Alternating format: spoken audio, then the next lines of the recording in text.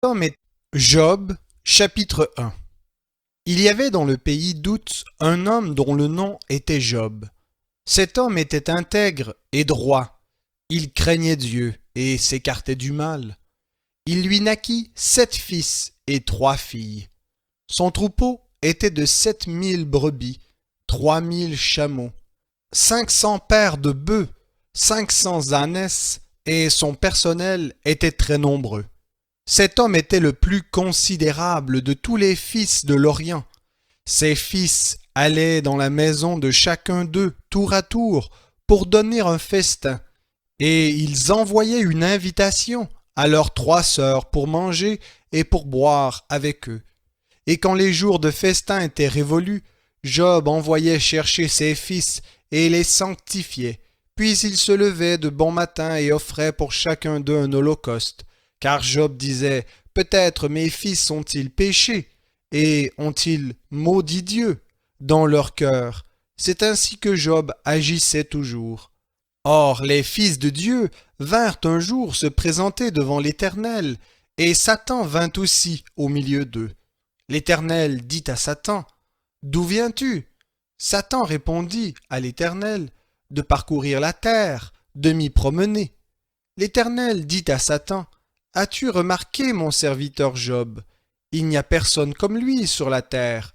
C'est un homme intègre et droit, qui craint Dieu et s'écarte du mal. » Satan répondit à l'Éternel, « Est-ce d'une manière désintéressée que Job craint Dieu? Ne l'as-tu pas protégé, lui, sa maison et tout ce qui lui appartient? Tu as béni l'œuvre de ses mains, et son troupeau se répand dans le pays. Mais étends ta main, touche à tout ce qui lui appartient, et je suis sûr qu'il te maudira en face. » L'Éternel dit à Satan, « Voici, tout ce qui lui appartient est en ton pouvoir, seulement ne porte pas la main sur lui. » Alors Satan se retira de la présence de l'Éternel.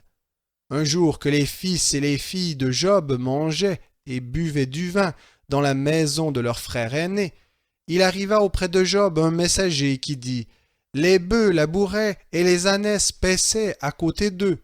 Les Sabéens se sont jetés dessus, les ont enlevés et ont passé les serviteurs au fil de l'épée. Je me suis échappé, moi seul, pour te l'annoncer. » Il parlait encore, lorsqu'un autre vint et dit, « Le feu de Dieu est tombé du ciel, a brûlé le petit bétail et les serviteurs, et les a dévorés. Je me suis échappé, moi seul, pour te l'annoncer. » Il parlait encore, lorsqu'un autre vint et dit, « Des Chaldéens, formés en 3 bandes, se sont précipités sur les chameaux, les ont enlevés et ont passé les serviteurs au fil de l'épée. Je me suis échappé, moi seul, pour te l'annoncer. » Il parlait encore lorsqu'un autre vint et dit, « Tes fils et tes filles mangeaient et buvaient du vin dans la maison de leur frère aîné. Et voici qu'un grand vent venu de l'autre côté du désert a battu les 4 coins de la maison.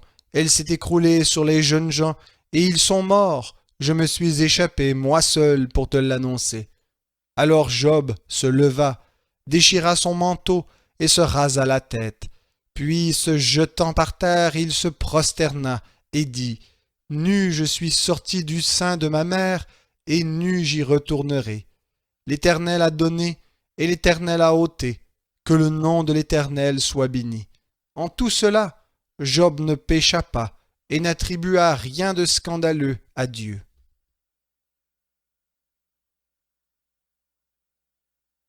Job, chapitre 2. Or les fils de Dieu vinrent un jour se présenter devant l'Éternel, et Satan vint aussi au milieu d'eux se présenter devant l'Éternel. L'Éternel dit à Satan, « D'où viens-tu » Satan répondit à l'Éternel, « De parcourir la terre et de m'y promener. » L'Éternel dit à Satan, « As-tu remarqué mon serviteur Job? Il n'y a personne comme lui sur la terre. C'est un homme intègre et droit, qui craint Dieu et s'écarte du mal. Il demeure ferme dans son intégrité, et tu m'incites à le perdre sans cause. » Satan répondit à l'Éternel, « Peau pour peau, tout ce qu'un homme possède, il le donne pour sa vie. Mais étends ta main, touche à ses os et à sa chair, et je suis sûr qu'il te maudira en face.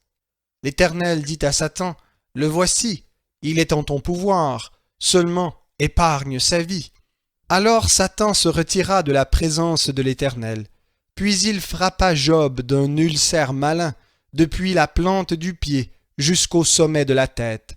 Et Job prit un tesson pour se gratter et s'assit dans la cendre. Sa femme lui dit, « Tu demeures ferme dans ton intégrité, maudis Dieu et meurs. » Mais il lui répondit, « Tu parles comme une femme insensée. Quoi? Nous recevrions de Dieu le bien et nous ne recevrions pas aussi le mal? » En tout cela, Job ne pécha point par ses lèvres. 3 amis de Job apprirent tous les malheurs qui lui étaient arrivés et partirent chacun de son pays. Éliphaz de Théman, Bildad de Shua et Tsophar de Naama. Ils se concertèrent pour aller le plaindre et le consoler. Ayant de loin levé les yeux sur lui, ils ne le reconnurent pas et se mirent à sangloter. Ils déchirèrent leurs manteaux et jetèrent de la poussière en l'air au-dessus de leur tête. Ils s'assirent avec lui par terre pendant 7 jours et 7 nuits, personne ne lui disant une parole, car ils voyaient que sa douleur était fort grande.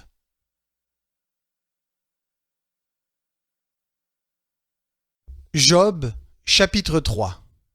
Après cela, Job ouvrit la bouche et maudit le jour de sa naissance.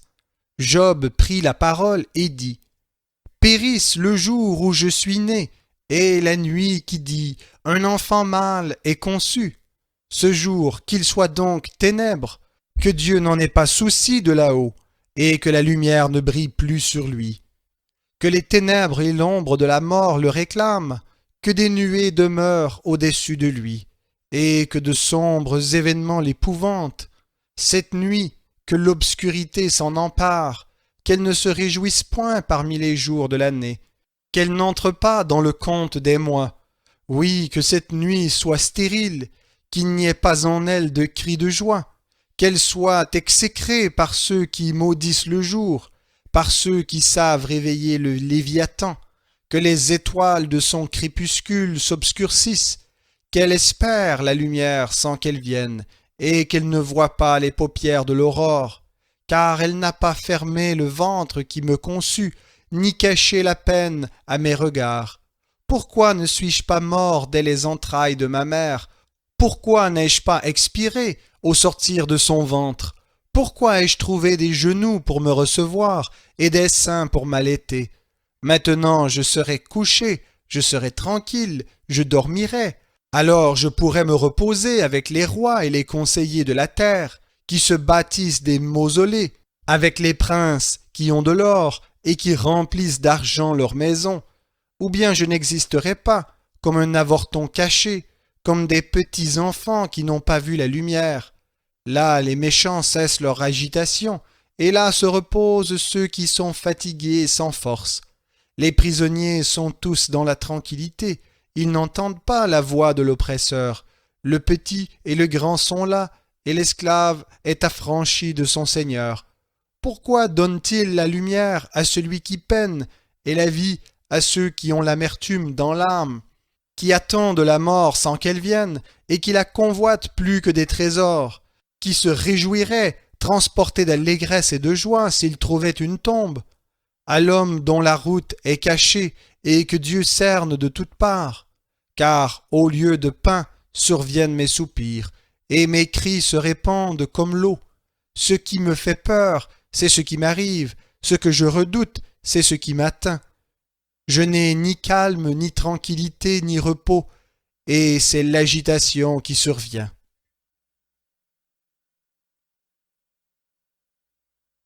Job, chapitre 4.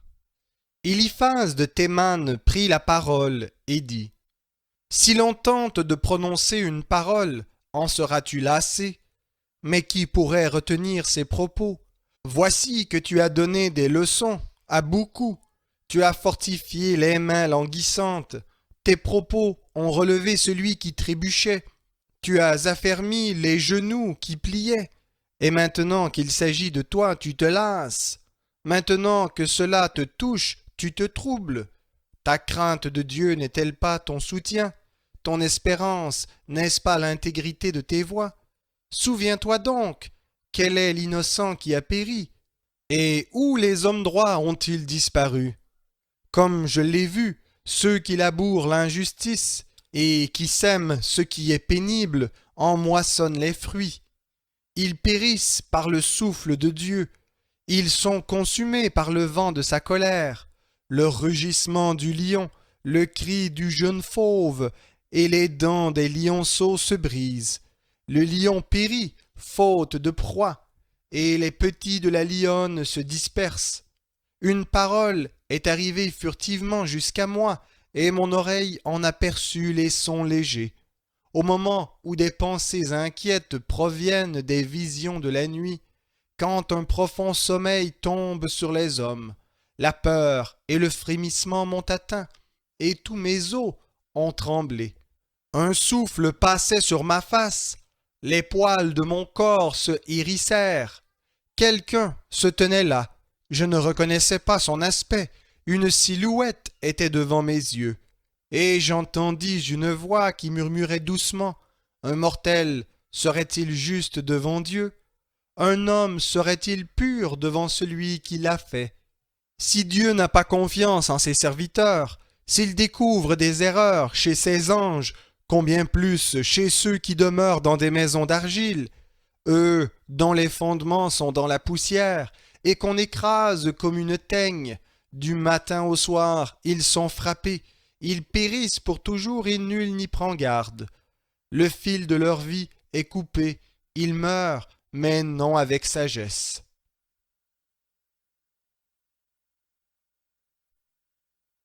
Job, chapitre 5. Crie maintenant, y a-t-il quelqu'un qui te répondra? Auquel des saints t'adresseras-tu? Car l'irritation tue celui qui est stupide, et la jalousie fait mourir l'imbécile. J'ai vu le stupide prendre racine, et soudain j'ai eu sa demeure en exécration. Ses fils s'éloignent de la voie du salut. Ils sont condamnés au tribunal, et personne qui les délivre. Des affamés dévorent sa moisson, et viendront l'enlever jusque dans les épines. Des hommes assoiffés engloutiront sa fortune. Le malheur ne sort pas de la poussière, et les peines ne germent pas du sol. L'homme est né pour la peine, comme les étincelles s'élèvent pour voler. Pour moi, je rechercherai Dieu, et c'est à Dieu que j'exposerai ma cause. Il fait des choses grandes et insondables, des merveilles sans nombre. Il répand la pluie à la surface de la terre et envoie l'eau à la surface des champs. Il relève ceux qui sont abaissés, et ceux qui sont dans la tristesse parviennent au salut. Il anéantit les projets des hommes rusés, et leurs mains ne peuvent leur assurer le succès. Il prend les sages dans leur propre ruse, et le conseil des hommes astucieux ne fait pas long feu. Eux qui rencontrent les ténèbres en plein jour et tâtonnent en plein midi comme dans la nuit. Mais lui, il sauve le pauvre de l'épée qui sort de leur bouche et de la main du puissant. Alors, pour le faible, il y a de l'espérance, mais l'injustice ferme la bouche. Ainsi donc, heureux l'homme que Dieu reprend, ne refuse pas la correction du Tout-Puissant, car c'est lui qui fait la blessure et qui la panse. Il écrase et ses mains guérissent. 6 fois il te délivrera de la détresse, et 7 fois le mal ne t'atteindra pas. Il te libérera de la mort pendant la famine, et des coups de l'épée pendant la guerre. Tu seras à l'abri du fléau de la langue, tu seras sans crainte quand viendra la dévastation. Tu te riras de la dévastation comme de la disette. Ne crains pas les animaux de la terre, car tu feras alliance avec les pierres des champs, et les animaux des champs seront en paix avec toi. Tu reconnaîtras que la paix sera sous ta tente, tu visiteras ton pâturage, il ne te manquera rien. Tu reconnaîtras que ta descendance sera nombreuse, et que tes rejetons seront comme l'herbe de la terre. Tu entreras dans la tombe en pleine vieillesse, comme on élève un tas de gerbes en son temps. Voilà ce que nous avons découvert, c'est ainsi. À toi d'entendre et de le reconnaître.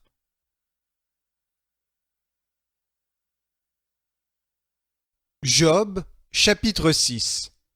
Job répondit: Oh, s'il était possible de peser ce qui m'arrive, et si l'on mettait toutes mes calamités ensemble sur une balance, elles seraient maintenant plus pesantes que le sable de la mer.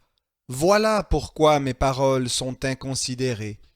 Car les flèches du Tout-Puissant m'ont percé, et mon esprit en boit le venin. Les terreurs de Dieu se rangent en bataille contre moi. L'âne sauvage va-t-il braire auprès de l'herbe tendre? Le bœuf mugit-il auprès de son fourrage? Peut-on manger ce qui est fade sans sel? Y a-t-il de la saveur dans le blanc d'un œuf? Ce que je refusais de toucher, c'est là ma nourriture, si dégoûtante soit-elle. Puisse ma demande s'accomplir, et que Dieu réalise mon espoir. Qu'il plaise à Dieu de m'écraser, qu'il étende sa main et qu'il m'achève. J'aurais encore cette consolation, et je sauterais de joie malgré ma douleur inexorable. C'est que je n'ai pas renié les paroles du saint. Quelle est ma force pour que j'attende, et quelle sera ma fin pour que je prolonge ma vie? Ma force est-elle une force de pierre? Ma chair est-elle de bronze? Ne suis-je pas sans secours? Toute ressource n'est-elle pas bannie loin de moi? Celui qui souffre a droit à la bienveillance de son ami, même quand il abandonnerait la crainte du Tout-Puissant. Mes frères m'ont trahi comme un torrent, comme le lit des torrents qui disparaissent. Ils ont des eaux troubles à cause de la glace. La neige s'y cache. Au temps de la chaleur, ils tarissent. Au feu du soleil, ils se dessèchent sur place.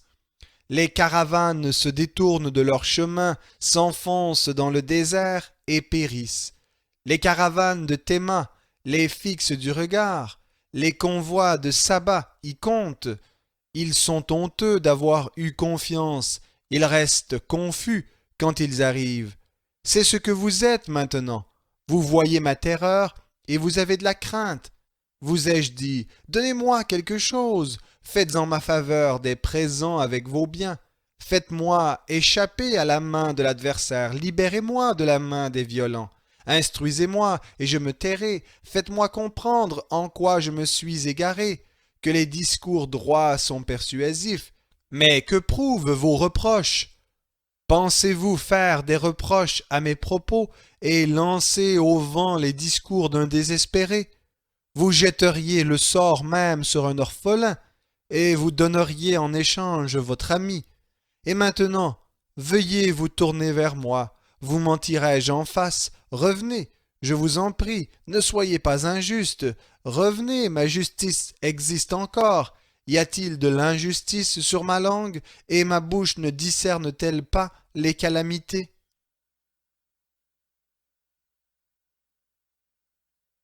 Job, chapitre 7. Le sort de l'homme sur la terre n'est-il pas celui d'un soldat, et ses jours ceux d'un salarié?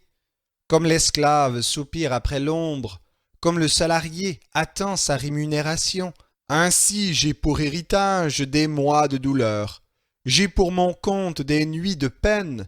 Lorsque je me couche, je dis: quand me lèverai-je? Et lorsque le soir se prolonge, alors je suis rassasié d'agitation, jusqu'au point du jour. Mon corps se couvre de verre et d'une croûte terreuse.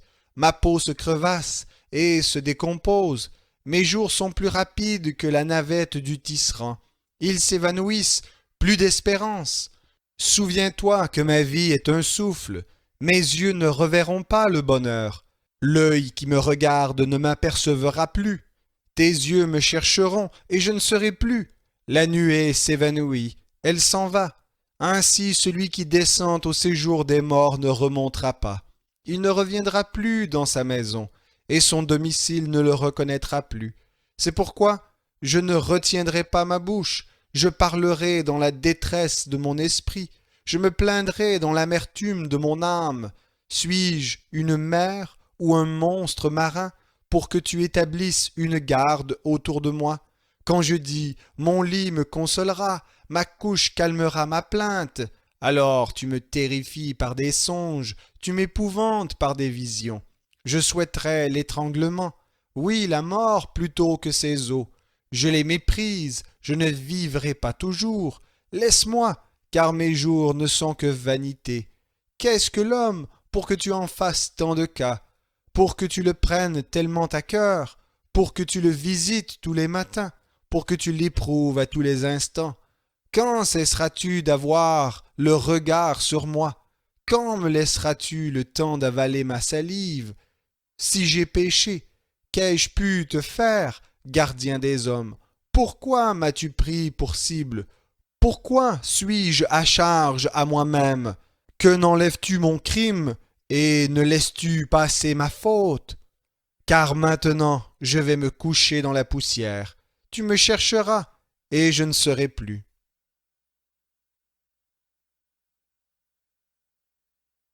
Job, chapitre 8. Bildad de Choua prit la parole et dit: Jusques à quand tiendras-tu ces propos, et les discours de ta bouche seront-ils un vent impétueux? Dieu fausserait-il le droit?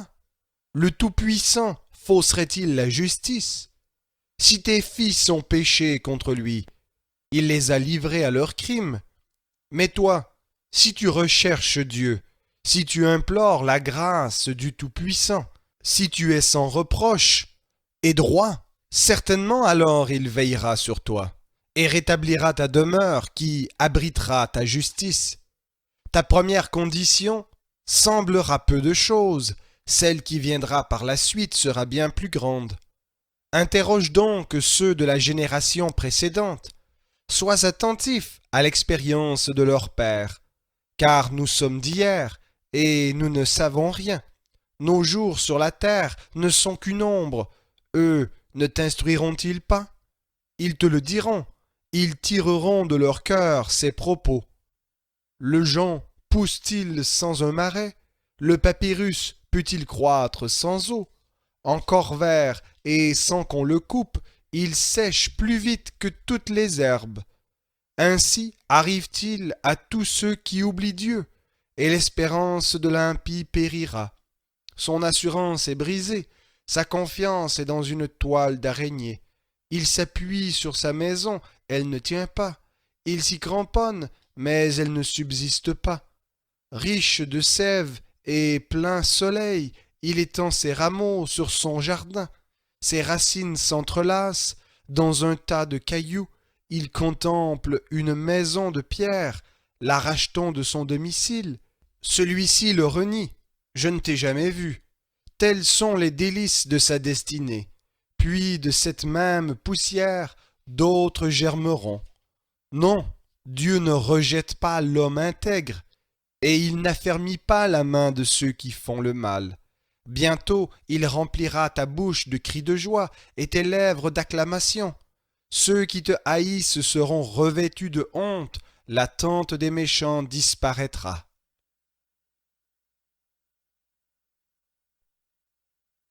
Job, chapitre 9. Job répondit: En vérité, je reconnais qu'il en est ainsi. Comment l'homme serait-il juste devant Dieu? S'il voulait discuter avec lui, il ne pourrait lui donner une seule réponse sur 1000. À lui la sagesse et la toute-puissance. Qui lui résisterait impunément? Il déplace les montagnes sans qu'elles le sachent.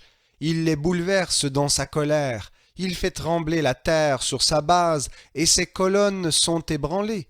Il parle au ciel, et le soleil ne paraît pas. Il appose un sceau sur les étoiles. Seul, il étend les cieux. Il marche sur les hauteurs de la mer. Il a fait la grande ours, Orion, et les Pléiades, et les constellations du sud. Il fait des choses grandes et insondables, des merveilles sans nombre. Voici qu'il passe près de moi et je ne le vois pas, qu'il disparaît et je ne le comprends pas. Qui ramènera ce qu'il recherche? Qui lui dira: Que fais-tu? Dieu ne retire pas sa colère. Devant lui s'effondrent les appuis de l'orgueilleux. Et moi, Comment lui répondre? Quelles paroles choisir devant lui? Quand je serai juste, je ne répondrai pas. J'implorerai la grâce de mon juge. Si j'appelais et qu'il me réponde, je ne croirais pas qu'il ait prêté l'oreille à ma voix. Lui qui m'assaille comme par une tempête, qui multiplie sans raison mes blessures, qui ne me laisse pas reprendre mon souffle, car il me rassasie d'amertume. Si je recours à la force, c'est lui qui est puissant. Si c'est au droit qui me fera comparaître, si j'étais juste, ma bouche me condamnerait. Intègre, elle me donnerait tort. Suis-je intègre? Je ne le sais pas moi-même. Je méprise ma vie. Qu'importe, après tout. C'est pourquoi, je le dis, il extermine l'homme intègre aussi bien que le méchant. Si du moins un fléau donnait soudain la mort, mais il se rit de l'épreuve des innocents. La terre est livrée aux mains des méchants, il voile la face des juges. Si ce n'est pas lui, qui est-ce donc? Mes jours sont plus rapides qu'un coureur, ils prennent la fuite sans avoir vu le bonheur. Ils passent comme les navires de jonc, comme l'aigle qui fond sur sa proie. Si je dis je veux oublier ma plainte, laisser ma tristesse, reprendre courage, je suis effrayé de toutes mes peines. Je sais que tu ne me tiendras pas pour innocent. C'est moi qui serai le coupable. Pourquoi me fatiguer en vain? Si je me lavais dans la neige, si je me nettoyais les mains avec du savon, tu me plongerais dans la fosse et mes vêtements m'auraient en horreur. Il n'est pas un homme comme moi pour que je lui réponde, pour que nous allions ensemble en justice. Il n'y a pas entre nous d'arbitre qui pose sa main sur nous deux, qu'il écarte son bâton de dessus-moi, que sa terreur ne me trouble plus. Alors je parlerai, et je ne le craindrai pas, autrement je ne suis pas moi-même.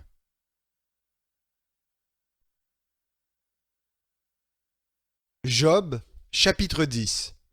Mon âme est dégoûtée de la vie.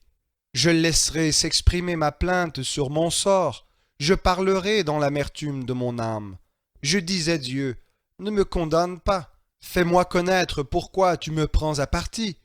Te paraît-il bien d'exercer l'oppression, de repousser l'ouvrage de tes mains, et de faire briller ta lumière sur le conseil des méchants? As-tu des yeux de chair? Vois-tu comme voit un mortel? Tes jours sont-ils comme les jours d'un mortel, et tes années comme les jours de l'homme? Pour que tu recherches ma faute, pour que tu t'inquiètes de mon péché, sachant bien que je ne suis pas condamnable, et que nul ne délivre de ta main. Tes mains m'ont façonné, elles m'ont fait, tout entier, et tu me détruirais. Souviens-toi que tu m'as fait comme avec de l'argile, voudrais-tu me faire retourner à la poussière? Ne m'as-tu pas coulé comme du lait? Ne m'as-tu pas caillé comme du fromage? Tu m'as revêtu de peau et de chair, tu m'as tissé d'eau et de nerfs, tu m'as accordé la vie et la bienveillance, tes soins m'ont conservé le souffle, mais voici ce que tu réservais dans ton cœur, je sais ce qui était dans ta pensée. Si je pêche, tu m'observes, et tu ne me tiens pas pour innocent de ma faute. Si je suis condamnable, malheur à moi. Si je suis juste, je n'ose lever la tête. Rassasié de mépris et absorbé dans ma misère, et si j'ose la redresser, tu me pourchasses comme un lion. Tu me frappes encore par des miracles, tu m'opposes de nouveaux témoins. Ton irritation contre moi augmente, une armée prend la relève pour m'assaillir. Pourquoi m'as-tu fait sortir du sein maternel? J'aurais expiré, aucun œil ne m'aurait vu, je serais comme si je n'avais pas existé, et j'aurais été porté du ventre de ma mère à la tombe. Mes jours ne sont-ils pas en petit nombre?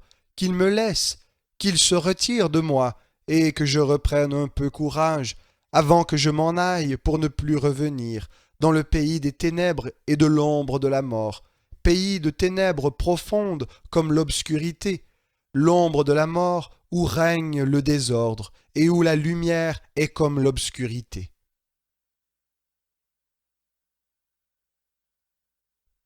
Job, chapitre 11. Tsophar de Naam prit la parole et dit: Cette multitude de paroles ne trouvera-t-elle pas de réponse? Et suffira-t-il d'être loquace pour avoir raison? Tes bavardages feront-ils taire les gens? Te moques-tu sans que personne te confonde? Tu dis, mon savoir est sans reproche, et je suis pur à tes yeux.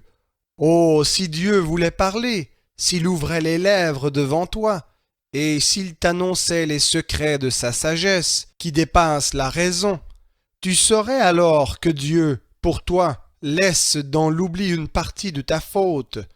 Peux-tu découvrir les profondeurs de Dieu, ou découvrir ce qui touche à la perfection du Tout-Puissant? Elle est aussi haute que les cieux. Que feras-tu? Plus profonde que le séjour des morts. Que sauras-tu? La mesure en est plus longue que la terre. Elle est plus large que la mer. S'il passe, s'il emprisonne, s'il convoque à son tribunal, qui s'y opposera? Car il connaît les hommes de rien. Il voit l'injustice sans avoir besoin d'y faire attention. Mais l'homme a l'intelligence d'une tête creuse. L'être humain est né comme le petit d'un âne sauvage. Pour toi, si tu diriges ton cœur, et si tu étends tes mains vers Dieu, si tu éloignes l'injustice de ta main, et ne laisses pas demeurer l'iniquité sous tes tentes, alors tu lèveras ton front sans tache, tu seras ferme et sans crainte, car tu oublieras ta peine, tu t'en souviendras comme des eaux qui se sont écoulées. Ton existence se lèvera plus brillante que le midi, les ténèbres seront comme le matin. Tu seras plein de confiance car il y aura de l'espérance, tu regarderas autour de toi et tu te coucheras en sécurité. Tu t'étendras et personne ne te dérangera. Beaucoup imploreront ta faveur, mais les yeux des méchants seront consumés. Pour eux, point de refuge, leur espérance, c'est d'expirer.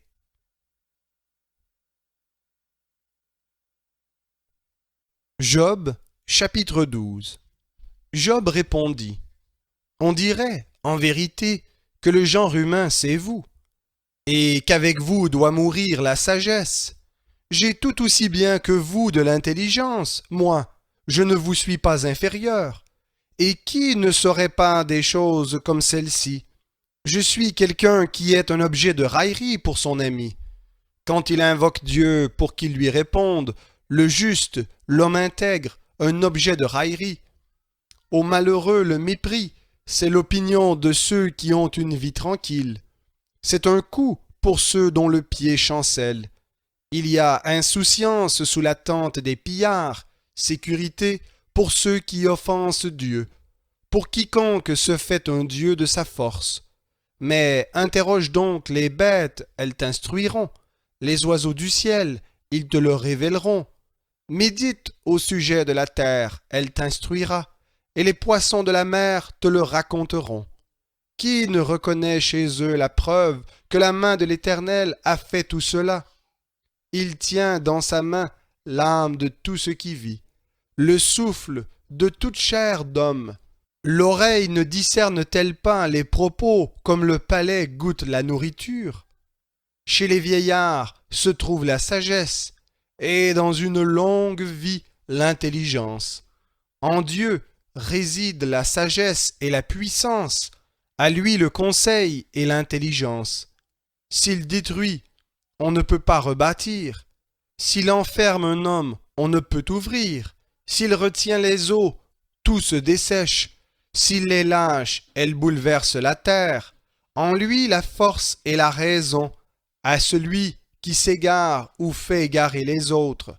Il emmène captifs les conseillers, il trouble la raison des juges, il libère du despotisme les rois, il leur met une ceinture autour des reins, il emmène captifs les sacrificateurs, il renverse les autorités les plus stables, il ôte la parole à ceux qui ont le plus d'assurance, il enlève le discernement aux vieillards, il verse le mépris sur les notables, il relâche le ceinturon des forts, il met à découvert les profondeurs des ténèbres, il amène à la lumière l'ombre de la mort, il donne de l'accroissement aux nations, et il les fait périr.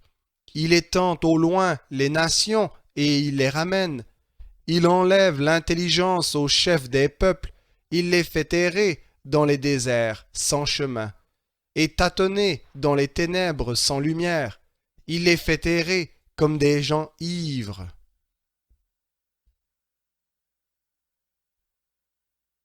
Job, chapitre 13. Oui, mon œil a vu tout cela, mon oreille l'a entendu et l'a compris. Ce que vous savez, je le sais moi aussi. Je ne vous suis pas inférieur, mais moi je vais parler au Tout-Puissant. Je veux défendre ma cause devant Dieu, car vous accumulez la fausseté.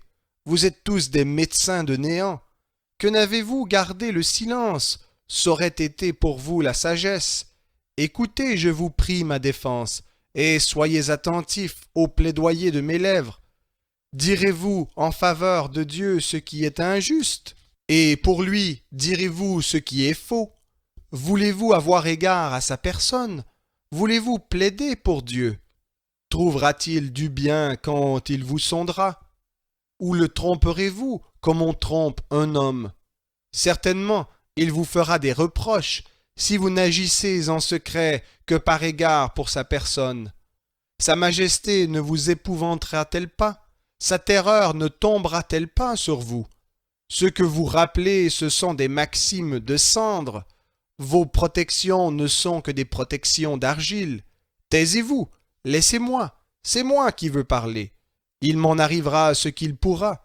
Pourquoi saisirais-je ma chair entre les dents et mettrais-je ma vie dans ma main? Même s'il voulait me tuer, je m'attendrais à lui. Oui, devant lui, je défendrais ma conduite. Cela même peut m'être salutaire, car un impie n'ose paraître en sa présence. Écoutez, écoutez mon propos, que mon explication parvienne à vos oreilles. Voici que je veux présenter mon droit. Je sais que c'est moi qui ai raison. Qui voudrait me faire un procès? Dès maintenant je me tairai et j'expirerai. Seulement, concède-moi 2 choses, et je ne me cacherai pas loin de ta face. Éloigne ta main de dessus moi, et que ta terreur ne m'épouvante plus. Puis appelle, et je prendrai la parole. Ou bien je parlerai, et tu me répondras. Quel est le nombre de mes fautes et de mes péchés? Faites-moi connaître mon crime et mon péché. Pourquoi caches-tu ta face, et me prends-tu pour ton ennemi? Veux-tu faire trembler une feuille agitée? Veux-tu poursuivre une paille desséchée? Car tu écris contre moi des paroles amères. Tu me rends responsable des fautes de ma jeunesse. Tu veux mettre mes pieds dans les entraves, surveiller tous mes mouvements, tracer une limite à mes pas, et mon corps tombe en pourriture comme un vêtement que dévore la teigne.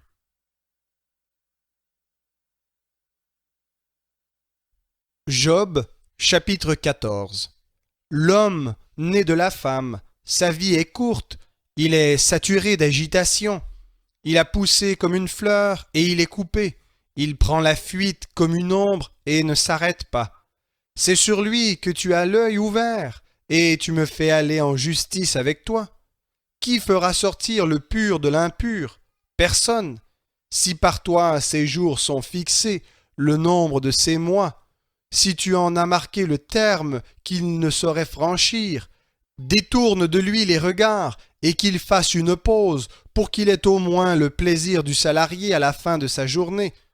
Pour un arbre, il y a une espérance. Si on le coupe, il repousse. Ses rejetons ne manqueront pas. Si sa racine vieillit dans la terre, si son tronc meurt dans la poussière, il refleurit à l'approche de l'eau. Il produit des rameaux comme une jeune plante. Mais l'homme meurt et il perd sa force. L'être humain expire. Où est-il alors? Les eaux de la mer peuvent se retirer. Les fleuves tarissent et se dessèchent. Ainsi l'homme se couche et ne se relèvera plus. Il ne se réveillera pas avant que les cieux disparaissent. Il ne sortira pas de son sommeil. Oh, si tu voulais me cacher dans le séjour des morts, m'y tenir au secret jusqu'à ce que ta colère s'apaise et me fixer un terme pour que tu te souviennes de moi. Si l'homme, une fois mort, pouvait revivre, je serais dans l'attente tous les jours de mon service, jusqu'à ce que vienne ma relève. Tu appellerais alors, et moi je te répondrais. Tu languirais après l'œuvre de tes mains, mais maintenant tu comptes mes pas. N'observes-tu pas mon péché? Mon crime est scellé dans un sac, et tu ravives ma faute. Mais la montagne tombe et se disloque, le rocher se déplace, les eaux usent les pierres, et la terre est emportée par leur courant. Ainsi tu fais périr l'espérance de l'homme. Tu es sans cesse à l'assaillir, et il s'en va. Tu le défigures, puis tu le renvoies. Ses fils sont-ils honorés? Il n'en sait rien. Sont-ils dans l'abaissement? Il ne s'en aperçoit pas. C'est dans sa chair à lui qu'il souffre. C'est son âme à lui qui est en deuil.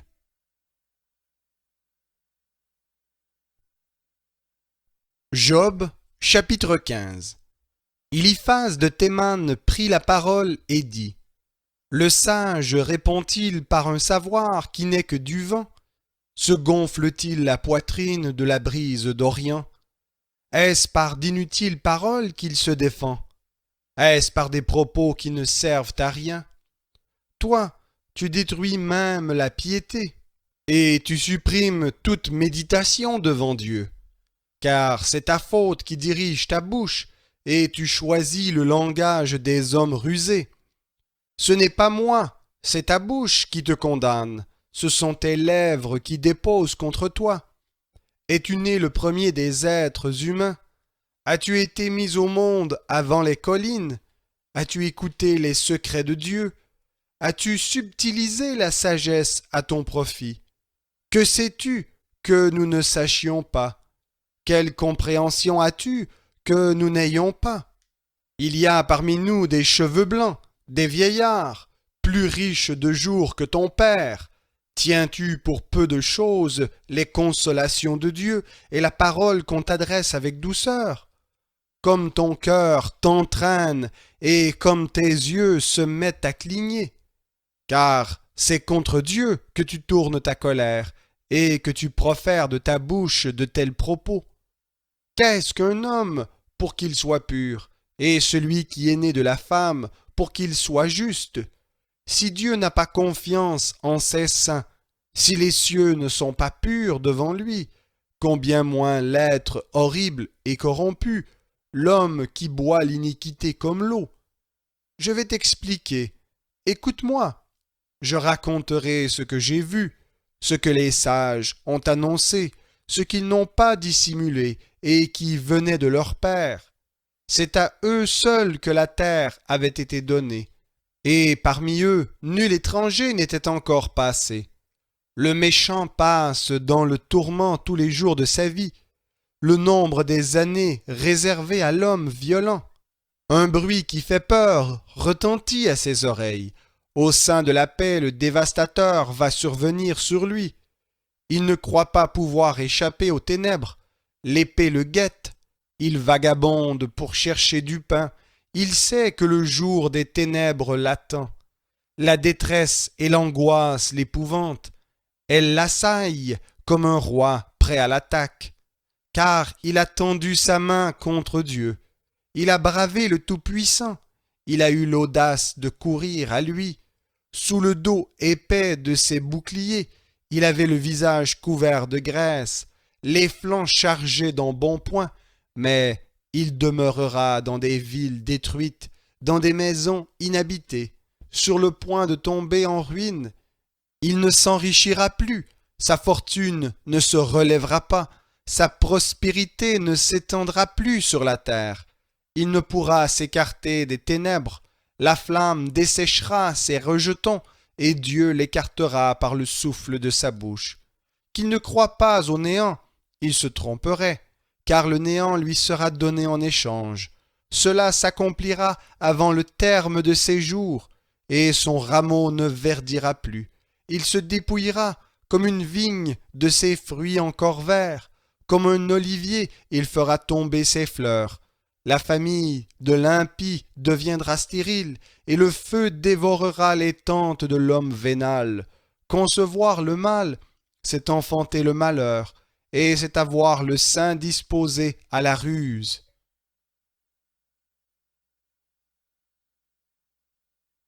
Job, chapitre 16.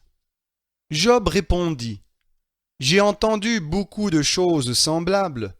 Vous êtes tous des consolateurs pénibles. Y aura-t-il une fin à ces paroles qui ne sont que du vent? Qu'est-ce qui t'irrite lorsque tu réponds? Moi aussi je pourrais parler comme vous. Si vous étiez à ma place, je rassemblerais des propos contre vous, je hocherais la tête sur vous, je vous fortifierais de la bouche, le mouvement de mes lèvres vous soulagerait. Si je parle, ma souffrance n'est pas soulagée. Si je cesse de parler, comment s'en irait-elle loin de moi? Maintenant, hélas, il m'a épuisé. Tu as mis la désolation dans toute ma famille. Tu m'as saisi en guise de témoin. Ma maigreur se lève et m'accuse en face. Sa colère me déchire et s'attaque à moi. Il grince des dents contre moi. Mon adversaire aiguise ses regards vers moi. Ils ouvrent toutes grandes leurs bouches contre moi. Pour me déshonorer, ils me frappent les joues. Ensemble, ils se pressent après moi. Dieu me livre à la merci des gamins, il me précipite entre les mains des méchants. J'étais tranquille, et il m'a secoué. Il m'a saisi par la nuque et m'a brisé. Il m'a redressé pour lui servir de cible. Ses projectiles m'environnent de toutes parts. Il me